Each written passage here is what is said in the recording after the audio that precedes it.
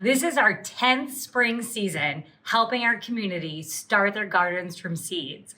In this video, we're going to cover our top 6 most important tips that we give our customers to help them get a successful start. Tip number 1, choose high quality, fresh, and if at all possible, local seeds. First things first, choose a high quality seed. Low quality seeds can have lower germination rates, lower yields, or even bland tasting fruits or vegetables.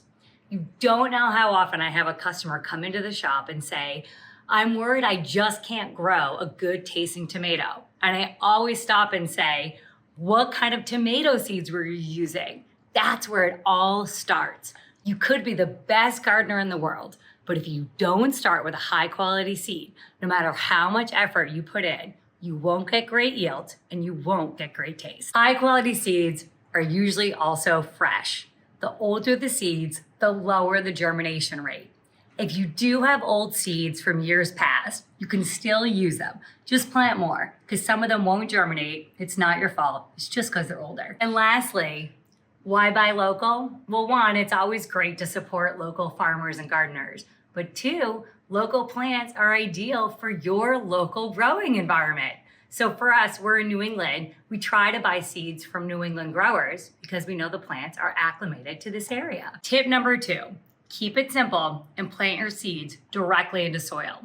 There's a lot of ways to start your seeds or to germinate them. Some people will tell you a paper towel method works well, soaking in water, or even scarifying the seeds before you plant them.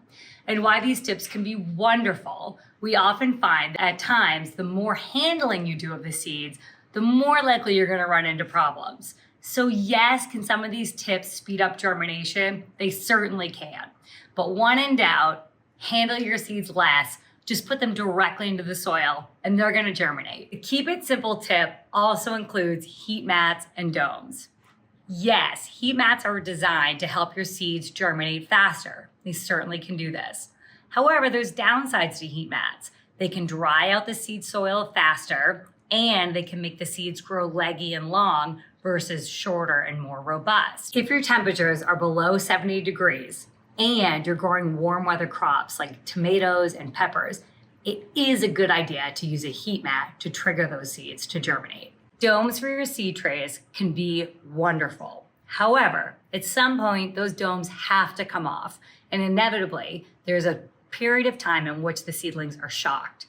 They're not used to that airflow. They're not used to the ambient temperature of the room that they're in. Any gains you get in the beginning, you'll have inevitably some losses later on because eventually you're gonna have to remove that humidity dome and those seedlings are gonna have to get used to the ambient temperature that they now find themselves in. When in doubt, just keep your seed soil moist and don't worry about using a dome. If you're in a low humidity area, humidity below 60%, it's a good idea to use a humidity dome because chances are your seed soil will dry out too fast. Tip number 3, use the right seed starting soil. Seeds actually don't need any nutrients at the beginning of their lives. Everything that little shoot needs to germinate is packed into the seed. Therefore, you don't want to use the same soil that you would use for a mature plant. You want to choose a high quality seed starting soil. These will be light enough in nutrients that the seeds and their gentle little roots as they're growing won't burn. And they'll be fluffy enough that those seeds and young shoots can poke through easily. Tip number 4, overseed. Don't be afraid to add more seeds than you need. It won't affect your germination rates, and worst case, a lot of them become little seedlings and you can always thin out. That brings us to tip number 5. Water often with a mister and pre-wet your seed soil. We love using a mister for multiple reasons. 1, you won't wash your seeds away when you add water. But 2, it gives you the ability to water frequently without overdoing it.